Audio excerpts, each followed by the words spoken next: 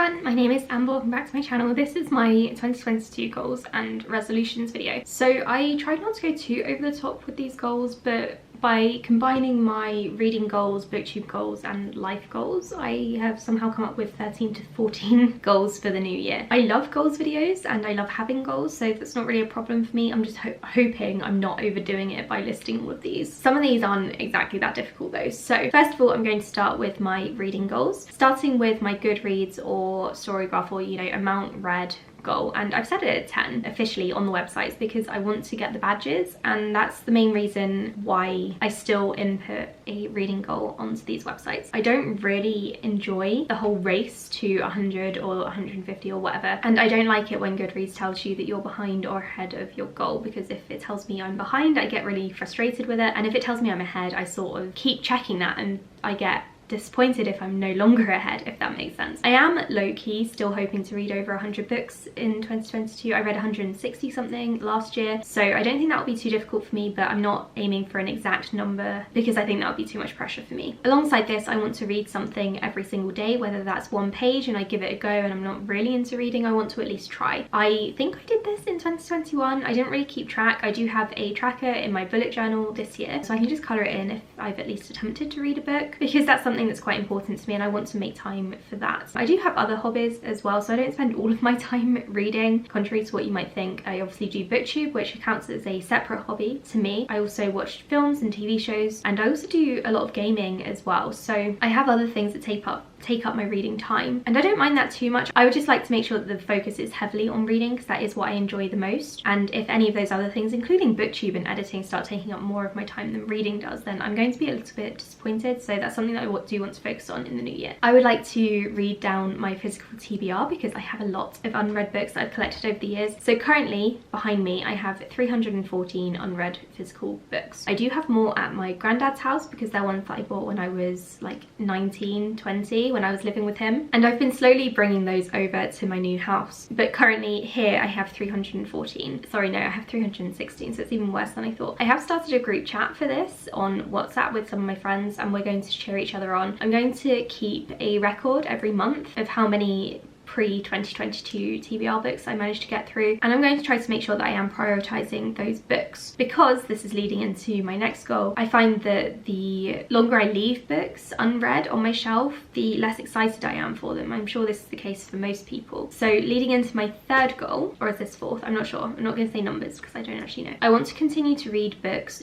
close to the time that I buy them or bring them in. Over the years, I've developed a very bad habit of bringing in tons and tons of books at once and only reading one or two of them, putting the rest on my shelf, and then doing another book haul, bringing in tons and tons of books, reading one or two of them, putting the rest back there. And as time has gone on, I've become less and less excited about the books that I put there, the ones that I haven't focused on. And that's a shame, because I remember being excited for every single one of them when I first bought them, even if it was 11 years ago. I remember that feeling of being really excited to read them. I think, to put a number on this, I'm hoping to read 75% of the books that I buy within 3 months of purchase. I think that's reasonable for me because I do buy some books just because I feel like it, and I'm okay with that because I have the money to do so. And some books I do buy for kind of the future because I know I'm going to read it like way ahead, and I just get a good deal on them. So I do sometimes buy books that I know I'm not going to read. So that's why I've set it as 75 instead of saying I want to read all of the books that I buy within 3 months of purchase. I think 75% is a good amount, especially because leading into my next goal, I hope you're enjoying these segues, I want to limit myself to only buying 50 books this year. I think last year I bought maybe 65 to 70, not including gifts. I didn't need to buy that many, clearly, because I still have some of those 2021 books unread. So I want to limit myself to only 50 books, which is less than a book a week, obviously, which seems reasonable to me. I don't need to buy a book a week, really. And I'm also excluding books that I've already read. For example, sometimes I read an arc way ahead of time, and then I want to support the author and buy a physical copy. So I'm going to allow myself to do that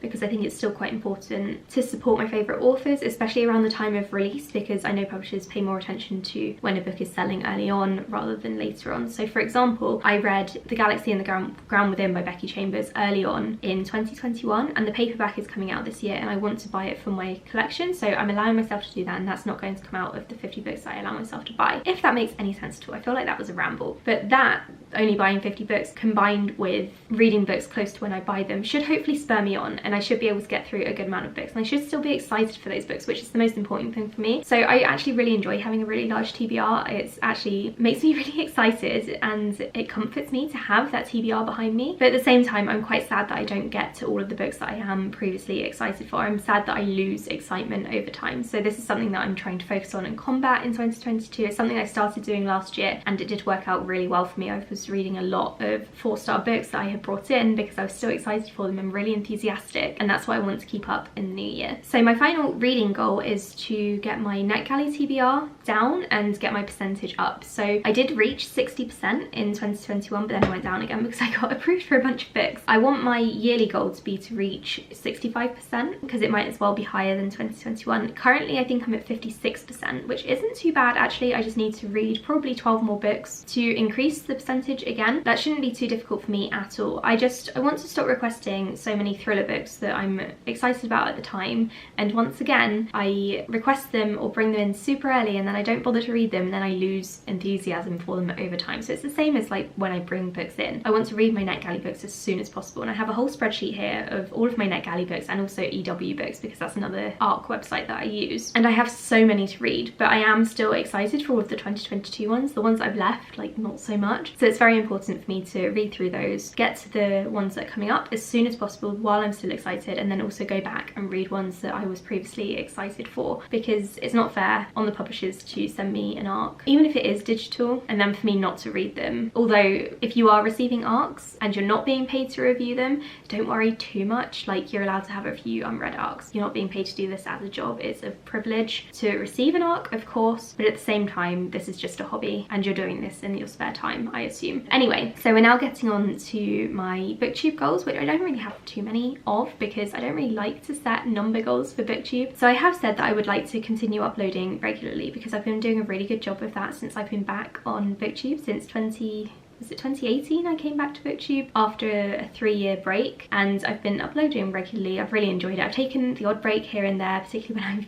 get ill or really busy at work. I do take some breaks, but I would like to upload regularly, and I want my typical upload schedule to be 3 times a week because I can manage that just fine. I can record 3 videos at the weekend and get them edited. It's not a problem at all. I am maybe going to be changing, I don't know if I should say this out loud, I'm hoping that my job role will change a little bit in the new year, in the next few months, and that might put a spanner in the works from February onwards, I think, and I might have to go down to 2 videos a week plus a live show or something. But I do think 3 videos a week at the moment is manageable for me, and I think after February, March time I would be able to go back to 3 videos a week. I just might have to slow down for a little bit in the middle there. Speaking of, I would also like to continue to do live shows. I really enjoy my reading sprints. I love the same people come every single week and read with me. I love that. So I'm going to continue doing those on Monday from this coming week, I think, as you're watching this. I was going to start on the 3rd, but I was still a little bit tired, so I pushed it another week. But I'm very, very excited. I love doing reading sprints. I love the interaction with everyone, and I love that everyone joins me. It's really, really cool. I would kind of like to get monetized again this year. So I was monetized back when everyone could be monetized on YouTube, and then when I took my breaks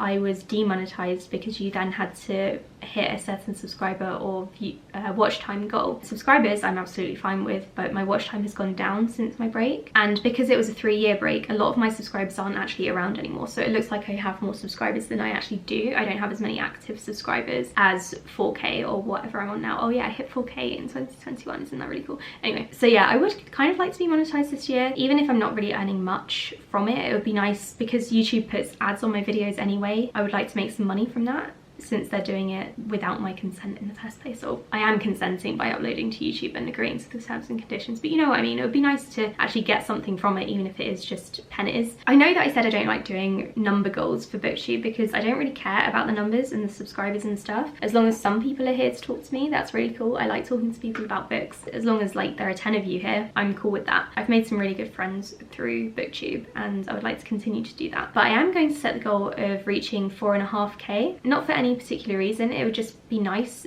to know that my channel is continuing to grow, even if it is slowly. So I think reaching 4.5 is a decent amount. I think it's completely doable unless I quit Booktube completely and take another massive break, which I'm hoping to not do. But I think I can gain another 400 subscribers this year. I don't see why that would be a problem, and that's potentially 400 new people who could be talking to me about books, which is really exciting. I'm such a nerd. It's like, I know we're all here to talk about books, but it just makes me so excited, and that's the whole reason I started Booktube back in 2010 in the first place, was to talk to everyone about books, and the more people I can do that with, the better. So now we're getting into life goals. They're not very complicated or deep or anything, they're just things I wanted to mention. First of all, I want to go back to the gym and start exercising again. When I got ill in December, I stopped exercising, and to be honest, since I got my promotion in June or July, I wasn't doing as much exercise in the first place, and I absolutely love going to the gym. I really missed it. I actually signed up the week that I got sick to start going back to the gym. Then I got really ill and only went once, but I would like to go back regularly again because I do love it, and I really like exercising, and I like running as well. So my partner and I are going to try to do an 8k this year. Last year we did a 7k, that was fantastic, but I feel like because we didn't keep up the running, I've kind of lost the ability to do that, but I reckon we can do 8k eventually. I would also like to travel this year. I don't think we're going to be going abroad, apart from maybe for a family member's wedding. Perhaps, it depends on obviously the pandemic situation and if it's safe or not to do so, but I am hoping to travel, and we're hoping to go perhaps down to Cornwall and Devon, or perhaps up to Scotland.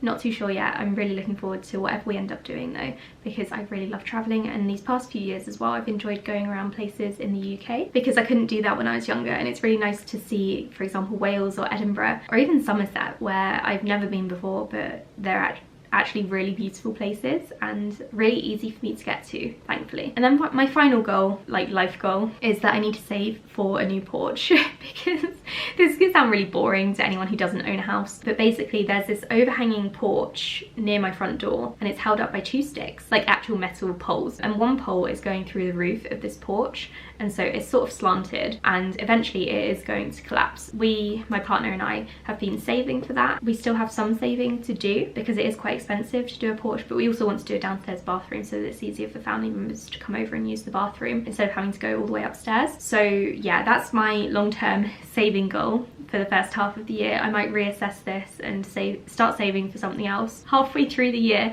I can't believe I'm sharing this on my Booktube channel, but I remember back in 2020 I said that I was saving for a house. I was saving quite a bit, and then I managed to buy a house. So by putting it out there to you guys, maybe that can spur me on. Yeah, we are doing well with the saving already, but that's just kind of a financial goal that we have going on for the first half of this year, and I might share the porch with you either on this channel or on a second channel, because my final goal is to continue to think about starting a second channel. It's not a definite, but I do have a bunch of ideas, and I would really like to start like a lifestyle home channel. But if I'm uploading 3 times a week to YouTube, Booktube, I'm wondering if I even have the time. So it's something that I'm still considering and still thinking about. I do think it would be doable if I was to upload 1 video a week on that second channel and continue to focus on Booktube, but I don't know. It's something I'm considering. If any of you have second channels, let me know how you handle them and how you schedule or prioritize your time. I'd love to know. But yeah, those are all my goals for 2022. There are actually quite a lot. I know I said there weren't too many, but I think some of them are quite small and some of them are definitely very doable, and a lot of them I won't even have to really think about. So let me know what your goals are for 2022 in the comments down below. Let me know if you've gone really out there or if you're being more casual about them this year. Thank you so much for watching, and I'll speak to you all in my next video. Bye!